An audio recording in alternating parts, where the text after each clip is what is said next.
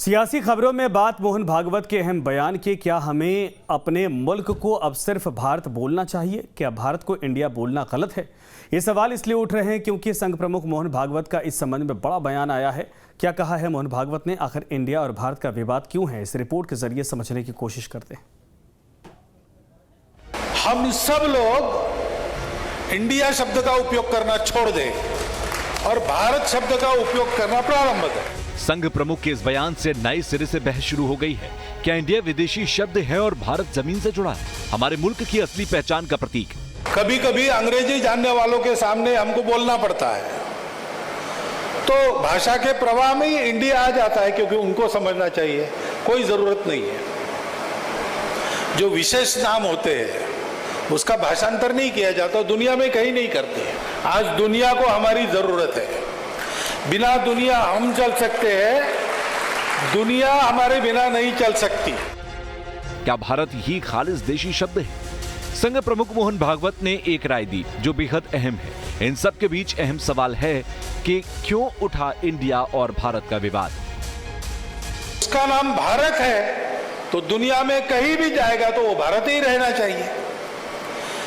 तो हम बोलने में लिखने में सर्वत्र भारत कहे।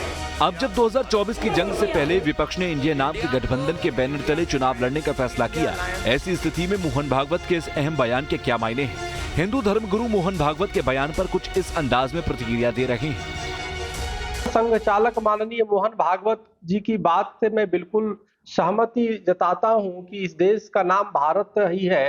भारत जब हम बोलते हैं तो ये भारतवर्ष के एक पहचान पूरी सांस्कृतिक विरासत से है, जो महाराज भरत के नाम से इस देश का नाम भारत पड़ा, जो हमारी एक गौरवशाली इतिहास है। लेकिन इंडिया जो संविधान में भी है, Bharat is India, India is Bharat, ये अंग्रेजों द्वारा थोपा गया है। अंग्रेजियत की पहचान है इंडिया।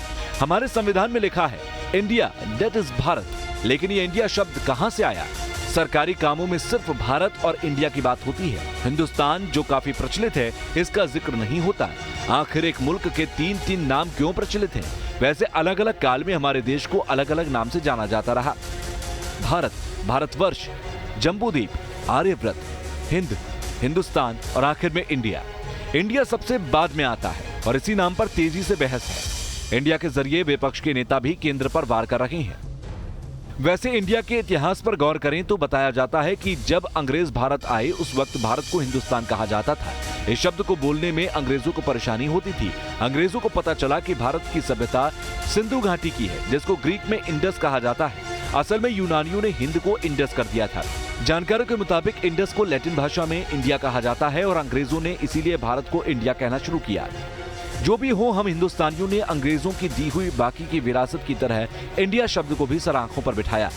देश की शान बढ़ाने वाले जो भी अहम स्थान है, चाहे वो IIT हो या फिर IIM या फिर स्पेस संस्थान इसरो, सब जगह इंडिया ही इंडिया है। इंडिया आजादी के बाद भी हर भारतीय की सोच में रचा और बसा है। लेकिन क्या इस सोच को बदलने की जरूरत है? कम से कम संघ प्रमुख की तो यही राय है।